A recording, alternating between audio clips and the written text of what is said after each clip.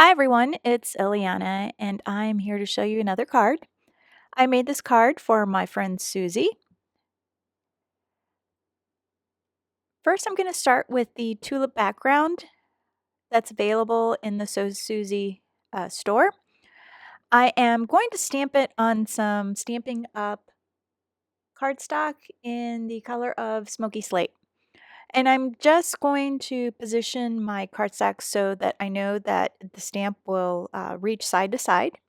And I'm using my creative corners just to hold the cardstock in place while I stamp. I did this about 3 times just to make sure that I got good coverage. It's really hard to see the Versamark. And I'm just going to use some clear embossing powder. I forgot to use my embossing bag to remove any of the static cling from my cardstock, but it really didn't show too much. Now I'm just going to heat up my embossing powder. I'm going to melt it with my heat gun. And I really like this gun because it does get super hot and it does not warp my cardstock if I move it quickly. I'm going to trim down the panel because the stamp is just about the size of a card front. And so I'm just trimming off any of the edge that is still showing. And I'm just measuring to see what the card front size is. I'm kind of debating about whether I want to put it on a black card front or not. I'm just taking the Rose Bloom stamp also from So Suzy, and I'm just going to make sure that I leave enough space for my sentiment. And once I get that figured out, I'm just going to go ahead and stamp it with some Memento Tuxedo Black ink because I'm planning to do some Copic coloring.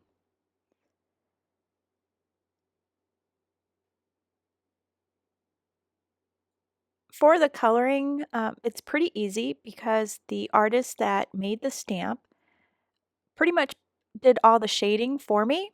And so anywhere that you see the lines, that's where you want your darker color to be. So I'm going to start with my lightest shade of V12. And I am just doing some super fast coloring. I'm not being careful whatsoever. I'm just going to follow the artist's recommendation to where the shading needs to be. For my medium color, I'm going to use the V15. And for the darkest color, I'm using the V17. And then I'll go back with the lightest and I'll blend everything together. And I do this for the entire rose. And the reason why I picked purple for my rose and the gray for the background is because I saw someone at church wearing an outfit and she had a gray dress with purple tights and I thought that it looked really cool together, so I thought, well, I'll use the same color combination on a card. And now that the rose is all colored in, I'm going to go ahead and do the leaves, and I'm just going to use 2 colors, G82 and G94.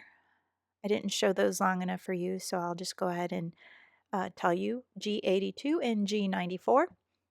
I just kind of feel like I'm calling out numbers for bingo when you name the colors like that. Once again, I'm just going to start with the lightest color and then I'm going to take the darker color and I'm just going to follow along where the artist put the shading lines.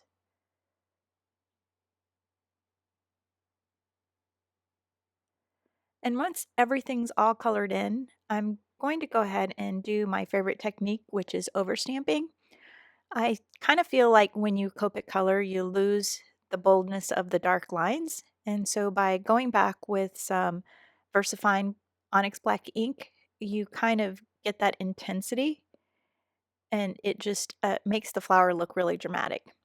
I did add some clear embossing powder and heat set the powder, and I went ahead and just added the sentiment. I also heat embossed it too.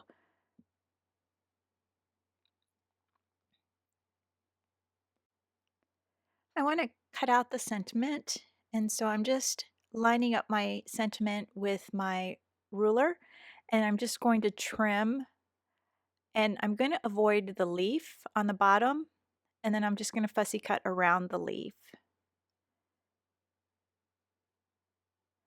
And I used the sentiment for a guide so that I would know exactly where to cut my cardstock. And I'm doing the same thing on the other side. I'm using the grid lines on my ruler to line it up so that I could trim it with my craft knife. And I'm just going to avoid where the flower is and then just fussy cut around the top of the flower.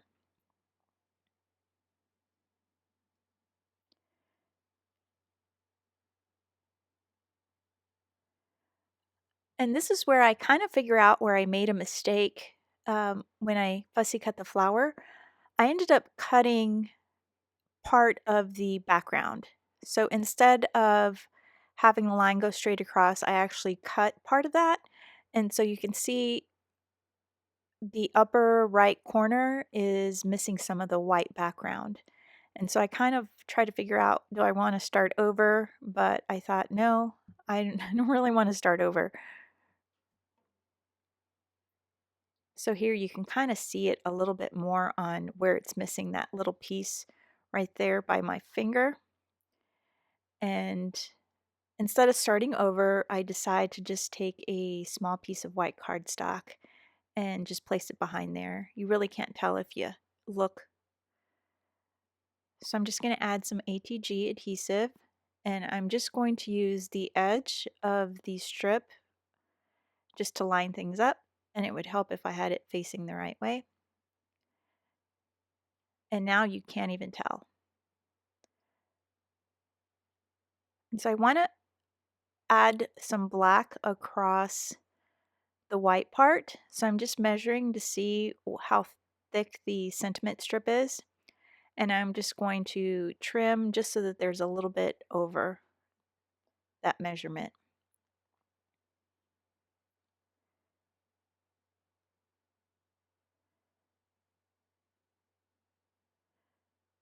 I'm just going to add the adhesive again, and then I'll just add that black strip.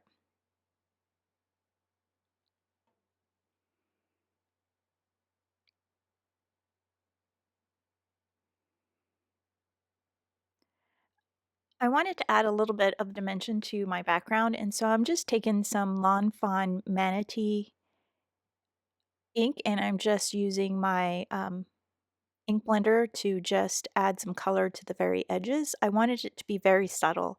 I didn't want it to be very distracting because the background is very busy to begin with.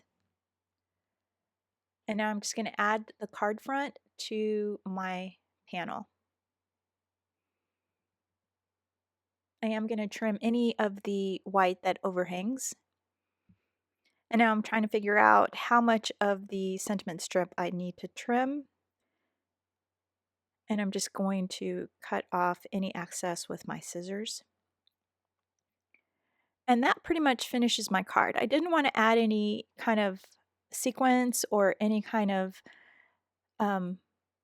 other things except for this little bit of wink of Stella, just to add a little bit of shimmer.